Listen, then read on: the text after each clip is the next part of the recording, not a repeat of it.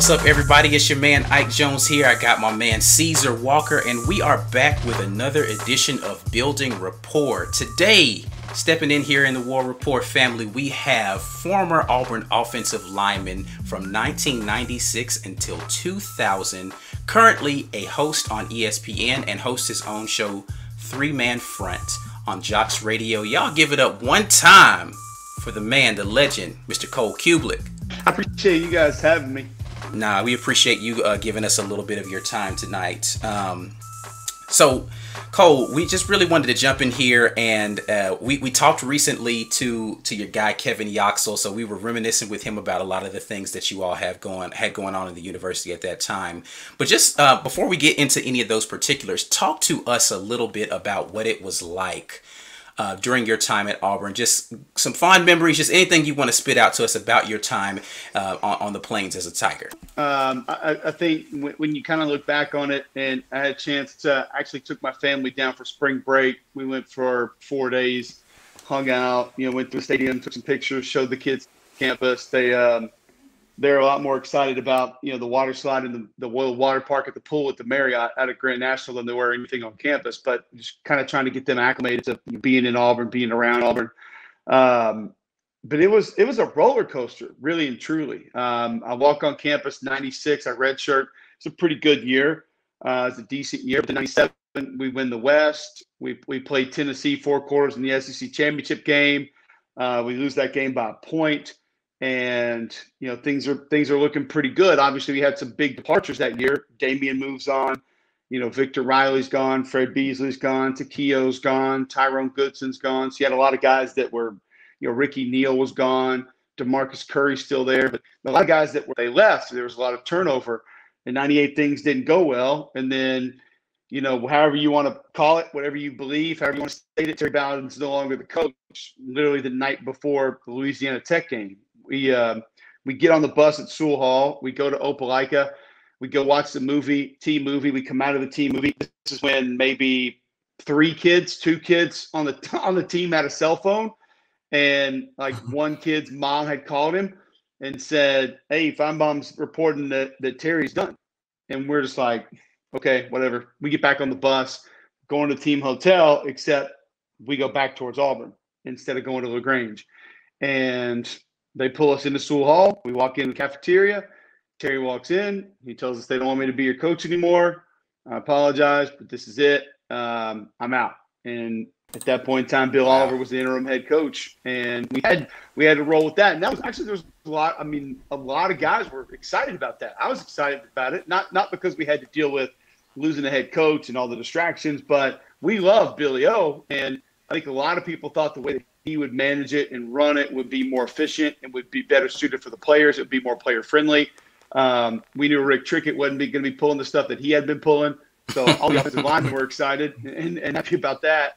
But at the same time, it's like you go 3-8. That's not fun. Right. And then we go through a coaching turnover, and that's when the name that you brought up came into all of our lives.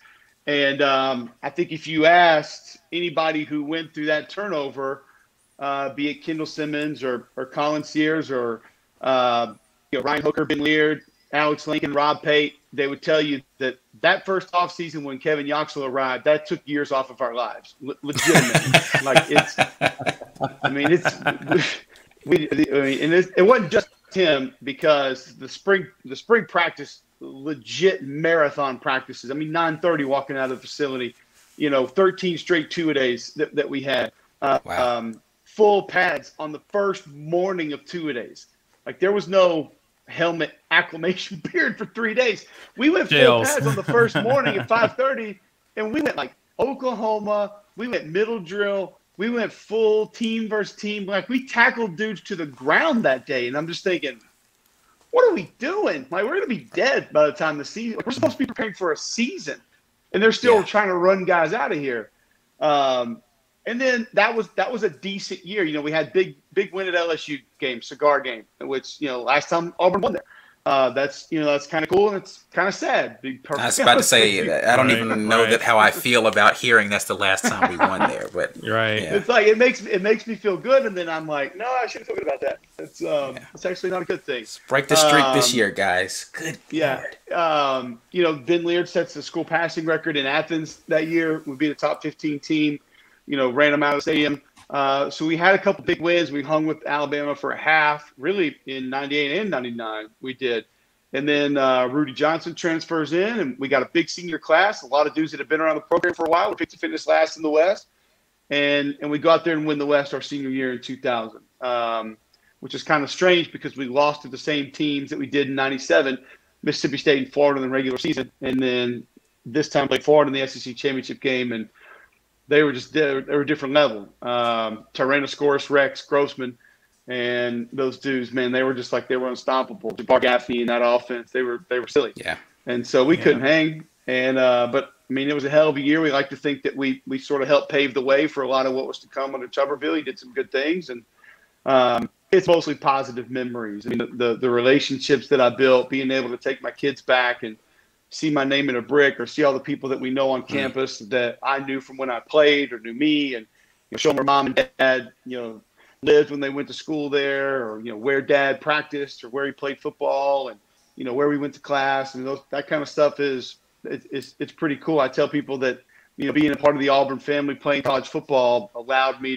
to make every dime that I've made in my life, every single one. Right. It's just because of what I did playing football at that school, in that league, and on that platform. So it's the Auburn family's real. Some people like to kind of laugh about that, poke fun at that, make fun of that, but it's very real. And right. I think, especially when you don't get back very often, and then when you do, you see it, you remember it, and you know exactly what it is.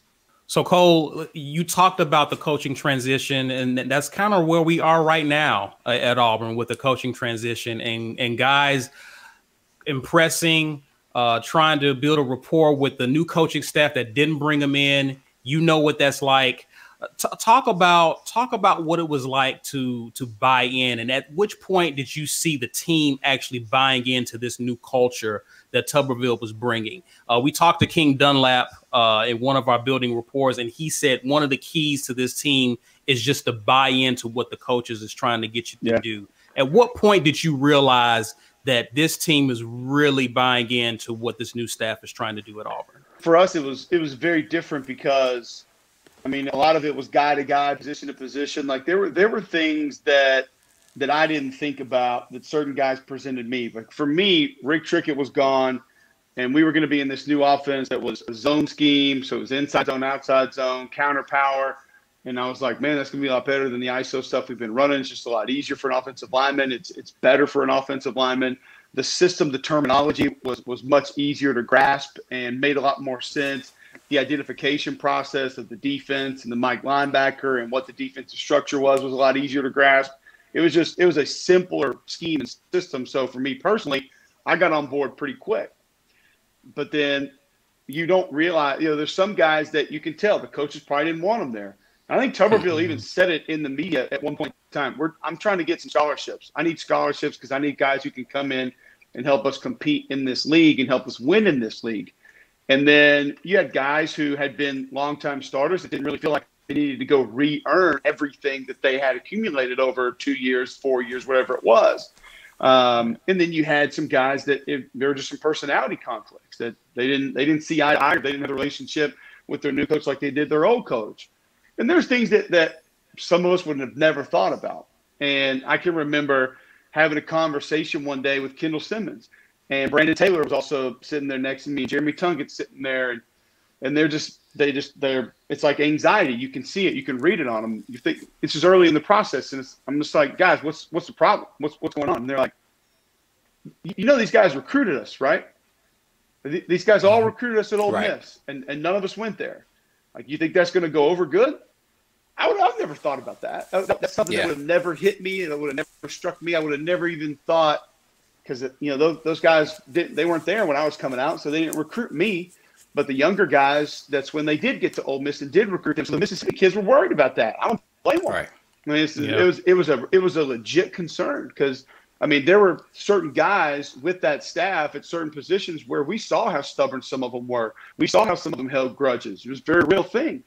And it's not just that staff. It's been a lot of staffs in college football. So I don't think that it ever truly happened that first year. I think probably the second offseason when it wasn't just we're going to see how much we can legitimately put you through before you'll just shut it down. And it actually became more about football and growing as a team and being better as a team that we all kind of started to get on board. And I think that's also, I think that first transition, some of the older guys usually they're just like, all right, how do we just get out? Like, get me through this year and let's just move on. I'm only going to be here. I mean, you think about it from like just a natural human being emotional perspective. I'm going to be here for one more season. Why should I buy into you completely? Why should I devote time and energy to you? Because I'm going to be here for a year and I'm out. Whereas I think some of the guys that had 2, maybe 3 years, that next year is when things sort of all began to get on the same page. And a lot of that was, again, we're not trying to just run you guys out of here. I mean, my bench went – in one offseason, my bench press went from 495 to like 365. And I was pissed. I mean, I was not happy. And I went – Yox will tell you, I went in his office, and like we had it out a few times. And, he came from UCLA, and that was one of the first up-tempo offenses in all of college football. And they had Cade McNown and all those guys, and they were getting up and down the field. Kareem Abdul-Jabbar was one of their tailbacks, and they're throwing it around. I'm like, hey, coach, that's cool and all when you got, fucking 250-pound defensive tackles. Like, I'm playing against Gerard Warren. I'm playing against Cornelius Griffin. I'm playing against Richard Seymour. I'm playing against Marcus Stroud. Like, dude, that ain't gonna cut here. Like, you don't understand. Like, I'm trying to tell you, you don't know what we're going through week in, week out. He's conditioning. So yeah, we butted heads a lot that first offseason, that first regular season, a lot of it. And so I think by the time that second offseason came around, they didn't feel like they had to be that way anymore. And that's when it became, all right, how can we be a better football team? Who can help us here? What do we need to improve on individually from a position group? And we all kind of started getting on the same page. But from what I've heard, there are a lot of older guys right now that have begun to buy in, and they bought in a little bit earlier. I mean, you guys know this like I do. It's so different now that those kids aren't going to go through anything like what we went through. They're not going to have a 2-a-day practice. It's not a real thing anymore. They're going to be very limited in the amount of full practices that they go through. They're going to be very limited in the amount of contact that they have. So, I mean, them being pushed a little bit to us would have been like, whew, man, this is fantastic. It's a breeze, if we can just have practices like this. But it can also be, I mean, it can be the reset button for a lot of guys. I mean, you've been around 2 years, 4 years, and you got an extra year, you're coming back, but you haven't been able to play much. It's a chance to start over. It could be a completely new life for a lot of those guys in a lot of different ways. So from what I gather, things are very positive in that direction right now, but we're not obviously going to know until we get till probably early October. Yeah, I mean that's exactly, you don't know anything until you especially until you take your first loss of the season, right? Like you lose your first game, then you start to kind of see how things are going to come apart if they do. But what I want to kind of hit on a little bit is you talked about this a little bit in the process for you to get to Auburn, right? Like, what was your recruiting like? Like, what did it take for, like, they just show up at your house one day? I know we talked to A.T. Williams maybe a couple of episodes ago, and he was talking about how his recruiting went, and he came and he wasn't as highly into the Auburn thing until he showed up at a camp one day, right? Like, what was the recruiting process like for you that made you say, all right, Auburn's the place where I want to go? Or were you always like, did you grow up an Auburn guy? Like, what was your thing that made you get on campus down there? I didn't grow up an Auburn guy. My mom and dad both attended South Carolina. I had an aunt that attended Clemson. She's a basketball player there, was an All-American that's in their Hall of Fame. So I grew up more around that rivalry and hearing about that rivalry than I did really Auburn and Alabama early in life. We moved to Birmingham when I was 3, so I was very familiar with what the Iron Bowl was, but there wasn't an Auburn fan in my family. There wasn't an Alabama fan in my family. So I sort of had an outsider's view of it. I sort of had, a different perspective to be able to sit back and watch sort of how it all operated. Now, when I was being recruited, I took visits to Auburn. I loved Auburn. The guy who recruited me, Rodney Allison, was incredible. there's a great chance that I would have picked Auburn anyway. I did not have an ACL going into my senior year, and I had what they call a pivot shift in my first game, where basically you don't have the stabilization from the ACL, and your tib-fib just shifts and it kind of bangs into one another. Cartilage damage, meniscus damage. So I had that scope, came back about 6 weeks later, tried to play again. Same thing happened, another pivot shift. They shut me down. Yikes. I didn't play in a full high school game my senior year. And so after that second one, Halloween of 1995, I had an ACL reconstruction. And that's when Florida and Georgia Tech and Mississippi State and LSU all called and said, we're done. Florida State, we're out. Miami, we're out. We're not, there's no more. Alabama hung on for a minute. Tennessee hung on for a minute. Auburn really hung on. And Ronnie Allison fought for me. And Ronnie Allison went to Terry Bowden and said, listen, you got to have kids like this. He's passionate. I just wanted to play college football in the SEC. That's really all I wanted. Because for me, growing up in Birmingham, the Legion Field was exactly what the upper deck said, football capital of the South. Right. And I can remember taking the Max bus for 50 cents down to Legion Field from Maison DeVille Apartments. And me and one of my buddies or two of my buddies would go down there and we would just walk around during games. We didn't have tickets. We didn't have family tailgating. We didn't know anybody. But we just wanted to be inside that atmosphere. And that might have been the Iron Bowl. That might have been Alabama, Tennessee. But we also had the Birmingham Barracudas, the Birmingham Stallions. We had high school championship games there. People don't think about this. The SEC championship game started there. So, like, big, real, gigantic football for me, when football was probably most impressionable on my life, took place at Legion Field, the football capital of the South. So I was probably going to Auburn or Alabama, one or the other, and there was a lot of things that I liked a little bit more about Auburn. I felt more at home on campus. I spent more time there than I did in Tuscaloosa when I was being recruited. But it came down to about 3 days before signing day. Alabama said, hey, there's a good chance we're not going to have one for you. And that's when I told Rodney, like, if you guys have got one, I'm coming. And, Terry came through, called me, said, we're going to give you a scholarship. And there wasn't much of a decision. I mean, I was beginning to take a serious look at UAB and Jacksonville State and Troy, just thinking, hey, I might have to have a backup plan. And thankfully I didn't. Thankfully things worked out and have zero regrets about it. Legion Field, man, the old gray lady, man. Nice reference back to that staple in Birmingham. Listen, by the time you got to Auburn, what was it like adjusting to the speed of the game in college? Oftentimes we get excited about 4-star, 5-star recruits, and they're going to be the next big thing. And we've seen kids actually come in and contribute early and actually contribute to the success of a team. But you've been there. Like, how tough is it to adjust to the speed of the game at the college level? Number one is your position. And a lot of folks get enamored and say, oh, quarterback's tough position coming into play. I think that thing's been debunked the last 2 to 4 years when we've seen the amount of freshmen that have come in, whether it's been Tua, Jalen Hurts, Bo Nix. Doesn't even have to be guys that come in and play great. Shea Patterson played as a freshman at Ole Miss. We've seen a lot of freshmen come in and play in the SEC, which is the most difficult league in college football. It can happen.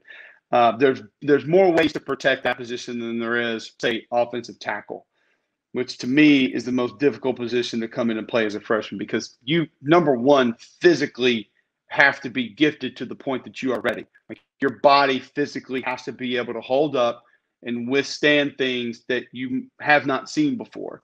And when I say that, I mean SEC defensive ends and outside linebackers and occasionally defensive tackles. And you hadn't seen dudes like that. You just haven't. And then just to have an understanding of the physicality that it takes, the technique and fundamentals that go into it, and be able to put all that together with the speed of the game and how it changes so quickly, that to me is the toughest position to come in and play.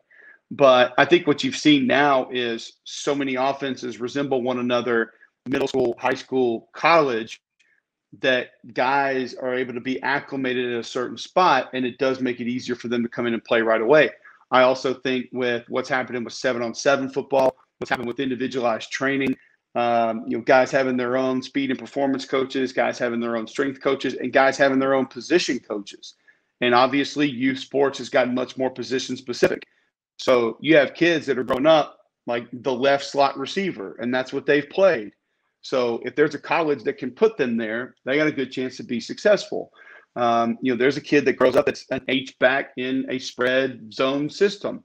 Well, if he's done that since 7th grade, he's going to have an easier time to come in and know the terminology, know the technique, obviously know the assignments and what it takes to play that position as a freshman. Some guys might not have that. So I think a lot of it is individual based, but I still say offensive tackle is the most difficult position to come in and play, just because, I mean, that's you're going against the money position on defense, which is pass rusher, elite pass rusher, and you physically have to have a set of skills that will allow you to hold up that a lot of times are God-given. And if you don't have those, you might not be able to withstand what you're going to see. And then on top of that, the mental and physical understanding of the attitude and demeanor that it takes to play, on top of, oh, by the way, you got to take the right steps. You got to have the right hot placement. You got to have the right hand placement. You got to know how to drive your feet. You got to know how to finish a play. You got to know when to cut a guy off in a certain direction. I mean, it's all. You got to know how to trade off a twist. You got to know how to take a penetrator out. You got to know how when the pressure means you guys are going to slant inside. I mean, it's just, you hadn't seen all that stuff. And so right. I will always say that offensive tackle is the most difficult position to come in and play. But I think there's so many guys that are doing so many things now to prepare themselves to being a college football player. I mean, hell, look at IMG. I mean, those dudes are training as really professional athletes to get ready to go play college football. Right. So those things weren't around when we were in high school. I mean, it's just it's totally different now. The nutrition is different. The training is different. And when I say training, I mean like the strength conditioning and the football stuff or the baseball stuff or the basketball stuff or the golf stuff. Like, it's all totally different. And I think the understanding of how to make it happen, just like it's become easier to go to the NFL early or graduate early. Like, when I see the amount of guys that graduated in 3 years, number one, I'm kind of jealous because I'm like, well, nobody introduced that path to me because that wasn't a real thing. I don't know if I could have actually done it because I'm not sure I had the brain power to pull it off by taking that many classes and not having any electives to do it. But at the same time, it's like these kids have just been shown a way to be able to do that, and now they understand that it's mutually beneficial. I can either start working on my master's degree, multiple master's degree, or guess what? If I want to transfer early and I've graduated, I can go do that. So, it's just all of it is totally different as far as how things are handled. And I think, guys, it's easier to be better prepared to come in and play as a freshman now than it ever has been. So, Cole, talk to me a little bit about, you talk about like just the transition is tough just because, you're playing on the offensive line. There's so many more things that you really have to get acclimated to. Who were the guys that were there in the Auburn program that helped you understand how to get to that place? Do you credit like some mentors on the team? Was it, a particular coach that really did a really good job of getting you in that space? Like, how did you get to a place where you felt like, man, was there an aha moment where it's like, man, you know what? I can do this. I can play at this level. I can be effective here in the college realm. The aha moment for me would have been probably a game I redshirt freshman year that I got into kind of late against Ole Miss, and I just had success. I was able to block the guys in front of me. I was able to not only know my assignment but complete my assignment on a regular basis. And I had the understanding that, okay, this isn't a backup role, so to speak, but I can get into this situation and I can make this happen. I can do the things that are being asked of me. That is a long list, a laundry list of people who helped me, who kind of kept me going, kept me in it. I mean, I think about guys like, DeMarcus Curry and Victor Riley, who just kind of, were there to help us withstand the things that we were going to deal with from our coach on a daily basis. And a lot of dudes Geno James handled things very differently than those two guys did. I mean, Vic handled things very differently than D. Curry did. But being able to have them around, if somebody would have just said, we're wiping the slate clean and it's only you young kids, we wouldn't have made it. We wouldn't have known that this is how it's going to be or that it's going to get better or that it's worth it. None of that. Being on the scout team my redshirt freshman year, going against Tequil every day, going to Jimmy Brumbaugh every day. Jimmy and I are still friends. Tequil and I are still friends to this day. And, those guys sort of helping taking the time to help make me a better player when they didn't have to. There were some days Tequil put me in my place. Like I go a little too hard. I got a little proud of myself, and he had to put me on my ass. But there were also days when he would pull me aside and say, hey, man, if you would take this angle instead, you're going to be able to cut me off. or if you take that first step out a little bit wider, like that's how you're going to end up getting dudes reads, because there's nothing I can do about that. So he was a guy that wasn't afraid to essentially coach me while I was a scout team center and had no business really doing that. You look to the coaching staff. I mean, guys that you didn't really work with, like Pete Jenkins, Bill Oliver. I mentioned Rodney Allison earlier. Just guys that they weren't your coaches, but they would encourage you. They would sort of show you the light. They would sort of keep things positive. I think guys around the program, I tell a lot of people that either know or don't know, it's an endless list of the people who Dr. Mike Goodlett has actually kept available to be able to be an Auburn football player. And I don't think that place runs without him there. It just doesn't. He keeps guys alive essentially, and keeps you able to function, able to practice, lift weights, play, whatever it is, and just has as good of an understanding of what it should be, how it should work, and absolutely has the player's best interest at heart. I think about guys like him. I think about Kirk Sampson in the sports information department, who was basically an assistant, just run around helper at the time, and now is the sports information athletic director, whatever his fancy title is. I don't even know. There's just the list would just go on with dudes. I mean, Ben Leard, Ryan Hooker, two of my best friends still to this day. I talk to Kendall Simmons a lot. I talk to Alex Lincoln a lot. Just those are guys that you spend a lot of time with, be it on the practice field, in the locker room, in the weight room, socially, whatever it was. Hart McGarry, Mike Pasillo, guys that I was in those meeting rooms with on a daily basis. We all helped each other at some point, somehow, some way, especially in that room. And that was through Trickett and Null, because there are a lot of guys that butted heads often with both those guys. So right. There's too many to sit here and name. I'm forgetting a ton, but there are a lot of folks that did a lot of good things for other people that either helped them get through it or helped them excel or just kept them going, to be perfectly honest. All right. So Cole, I mean, we know what you do working with ESPN now. Just kind of talk about being on this side of the game, watching the game, analyzing the game. How has this stage been going for you? Just kind of let us know, just kind of how fun it is to not have to go through those workouts anymore. You actually get to watch these kids now instead of being in the trenches. It's totally different. It does keep me involved. It does keep me around the game, which I love. And whether it was going to be coaching, media, something, I think I was going to have to be attached to the game somehow, some way later in life.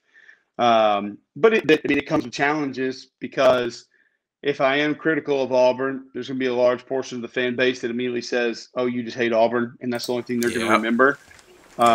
If I compliment Alabama, I'm a sellout, I'm a traitor. I always wanted to go to Alabama, and I never wanted to go to Auburn. So I'm going to hear that. So it's just I've just tried to kind of find ways, especially when it comes to those two schools and what I say about them, or when I share my opinion of what I see with each one of them. I mean, I just call what I see, and I watch the film and I study it, and I study the individuals and the scheme, and then I share with you what I see.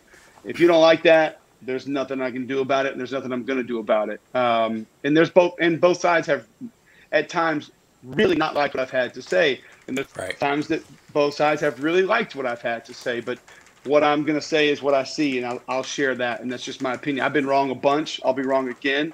I'm going to be wrong a lot more, but at least when I'm wrong, I'm going to know that I put the work in to believe that I was right, and that's the only way that I know how to handle it. So the majority of fans on both sides, honestly, are fantastic. But obviously, Auburn fans are different, and it's special. And like I mentioned, us being back down there this weekend, just bumping into people, seeing people. We delivered the Joe Moore Award to Tuscaloosa yesterday. We're sitting there at dinner, and UPS guy comes by the table, and he's like, "Hey, man, War Eagle, listen to the show, blah, blah, blah, and this and that." And I'm like, my buddy Aaron Taylor's with me, and he's like, "We're sitting here in Tuscaloosa, Alabama. Some dude just dropped a War Eagle on you?" And I was like, yeah. And I'll be honest, that's probably the coolest thing that can happen, because I won't give the year. There was a year that I was working a game on the sideline, and I had two people in the stands and one security guard. When I walked by them, and they're like, "Hey," and they called me over, and I was like, "Oh, here we go." And they're like, "Just want to give you a little War Eagle, man." And I was like, "Yes, I'll take it. I love it. We don't even need to celebrate it. Like, we don't need to make a big deal out of it. The fact that I know I just got that inside this stadium in this city, like, we're good to go." So it's a lot of fun. It's I mean, I tell people I haven't worked in 8 years. I talk about sports and football every day. Like, I love the work that goes with it that most people would maybe call work, but to me that's enjoyable. I enjoy studying the game, studying film, studying guys, getting to know coaches, asking people for information. Like, that part's not hard to me. It's time consuming, but it's not hard, and it's definitely not something that I don't enjoy. Yeah, I like it, man. Two more questions here. We'll let you get out of here. My first question for you is, you mentioned just the love of the game and wanting to still be around the game. Have you subsequently thought about coaching? Like, do you want to get into coaching one day? Do you want to be, regardless of the level, do you really want to, maybe take some of this football knowledge that you're dissecting on a consistent basis? I too am a lover of watching film. I haven't played football beyond middle school, but I still love the game and I love watching the film and trying to break it down. But do you want to be a coach someday? I think I would like it if I ever got into it. My wife tells me all the time that she thinks I'd be great at it and she thinks I should do it. And sometimes she just says, "What are you waiting on? Like, you need to just go make this happen. Just go do this." Um, I think the situation would have to be right at this point in my life. It would have to first and foremost be at a location that we both loved and that would make sense for our kids. And then that provided some security. And then I'll be honest with you guys, I don't know how I would be as a recruiter. There's part of me that thinks that I would be great, and there's part of me that thinks that I'd be over it in like 2 days and be like, "I can't believe that I'm having to manage this and talk to kids like this and tell kids these things and talk this often during the course of the day. I'm out. I can't do it." So, if we were fiscally free, would I just go coach O-line at a high school somewhere and probably love it? Yeah, absolutely. I would. I don't know if that makes sense for my family, but there's a part of me that I think is always going to wonder what could have been, what would have been, and maybe should I still, try to get into that. And I'm never going to close that door because I think it's always a good possibility, and I think it's something that I would enjoy no matter how it worked out. All right. Well, we'll on the lookout for Coach Cubelic on the sidelines in a coaching capacity down the road. Man, in closing, just want to ask you just generally your thoughts about this coaching staff. A lot has transpired since Brian Harsin has touchdown at Auburn. He's hired his staff. He's completed a recruiting class, not a full recruiting cycle, but he did close out on the 2021 class. We're halfway through spring at this point. What have been your thoughts so far about the job Harsin has done so far? I'll start with just Brian Harsin himself. I thought it was a good hire if you were going to make that move. I understood why the move to go away from Gus Malzahn was made. I kind of feel like that was a relationship where the two sides were cohabitating. I don't know if they were really in love with one another anymore. And obviously, long term, that's not going to work out. So if you were going to make the move at some point, be it next year, 2 years from now, and you knew the guys behind the scenes were going to make that happen at some point in time, just go ahead and do it. And I say that with really any coach at any school. If you know you're going to do it, why are you laying around letting the guys stick there for 2-3 more years and continue to either run things into the ground or make things more difficult, whatever it's going to be? I think Gus Malzahn deserves a lot of credit for what he did at Auburn. I think one thing that a lot of people don't talk about is the good standing that program was on when he left. And a lot of people are going to say, "Oh, they don't have any offensive linemen," or "Where's the quarterback depth?" It's not what I'm talking about. You got no kids that are in trouble. You don't hear a lot of academic issues that are going on. There's not a bunch of vacant scholarships that are sitting there. You don't have a bunch of negative kids that are running around, acting a fool, acting like they don't want to be a part of the program. As far as the attitude and the people who are involved with that team when he left it in outstanding condition. And that's going to make it easier for Brian Harsin and his staff to find ways to win games and put out a positive product early on in his tenure. I've covered his games at Boise. I covered his games at Arkansas State. I know him a little bit. I've been around him. He is super sharp, laser focused, nonstop football 24/7. I think what you will see from him that might be a little bit different, the first thing that should stick out to fans is going to be consistency.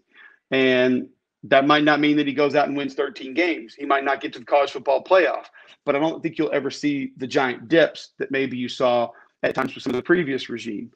As far as the staff is concerned, I think number one, Derek Mason was a phenomenal hire. He knows defense. He can coach defense. Being able to focus in, dial in on that side of the ball, I think he'll be great. And I'm more impressed with being able to have that human being in the facility every day than anything that he's going to do defensively, because I've seen how his players talk about him covering Vanderbilt the last few years. I've seen how his players treat him. I've seen what he means to his players and the things that he's done for them. And having that inside that Auburn football facility for me was a big deal. I think the brain power that he brought on board from an offensive line perspective and a quarterback perspective is going to be big. You know, Brian Harsin played quarterback. He's coached quarterback. He's coordinated offense. He can develop that position. Mike Bobo can develop that position. He played it. He knows it. He's had kids be successful under his tutelage. That's two pretty good quarterback brains that are going to be able to work with whoever you have. You also bring in his former OC at Boise that's now an analyst on staff. Then obviously you bring in a guy that's coached offensive line in this league for a long time. He played in Alabama. He's coached at Tennessee. He's been around the SEC. He's been with Mike Bobo for a while, so they're on the same page. And your tight end coach was your offensive line coach at Boise. So now, and really with Kendall Simmons on staff, you got three guys, which I thought keeping Kendall was phenomenal. You got three guys who really can help develop that position. So normally if you send the tackles and tight ends over, the tight end coach isn't going to know what he's doing. And there's going to run some routes and maybe work a combo block every now and then. But now you got a guy that can legitimately coach the technique and the fundamentals. So you can split that group up and more guys can take more individual coaching, which if you're going to develop a position, that's going to happen. I think that there's a little bit of a false perception of what Mike Bobo's offense is or will be or has been. You can't take what they did at South Carolina last year and say, oh, that's what he's going to do. He didn't have players to do what he wanted to do. He had to go. I feel vindicated just by you saying. I just said this on our live the other night when somebody was trying to argue with me about why Bobo was archaic, and I was just like, that's a silly comment. But anyway, continue. I'm sorry.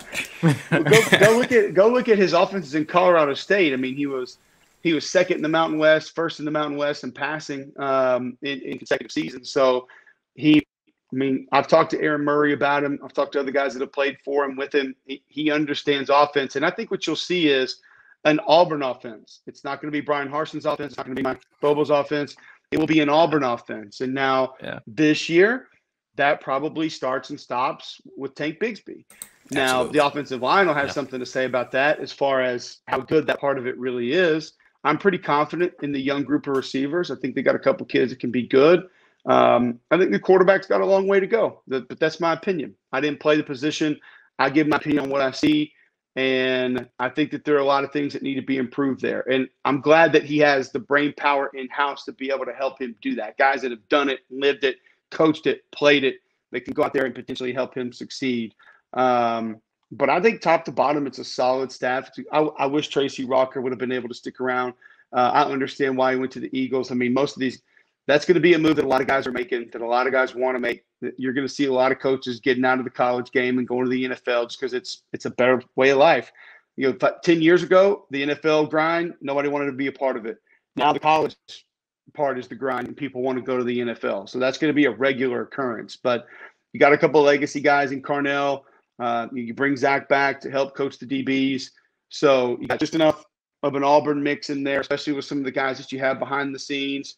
I thought, keeping Kirk Sampson in-house, keeping Dana Marquez, the equipment manager, making sure Dr. Goodlet stuck around. Like, those guys are staples in that program that needed to be there. Keeping Chet Williams around, that was a staple of the program that needed to stay there. So I'm going a lot farther off than like the actual coaching staff, but I think everything in-house right now gives Brian Harsin and that team, those players and that coaching staff a good chance to be successful early.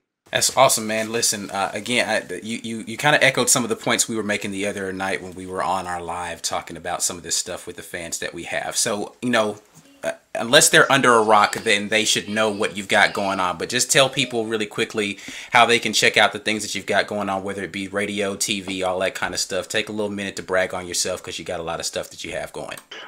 Next TV will be the Georgia Spring Game, SEC Network. I think that's April 17th. And then next weekend, the 24th, will be first round of the FCS playoffs. I'll be calling one of those games. WJOX, JocksFM.com, 10 to 2 Central weekdays. You can catch me on 3-Man Front. And then at Cole Cubelic, Twitter, Instagram is about all else I got. Well, listen, man, we definitely appreciate your time. Thankfully, you don't have any gassers that you have to go through in order to get onto the 3-Man Front.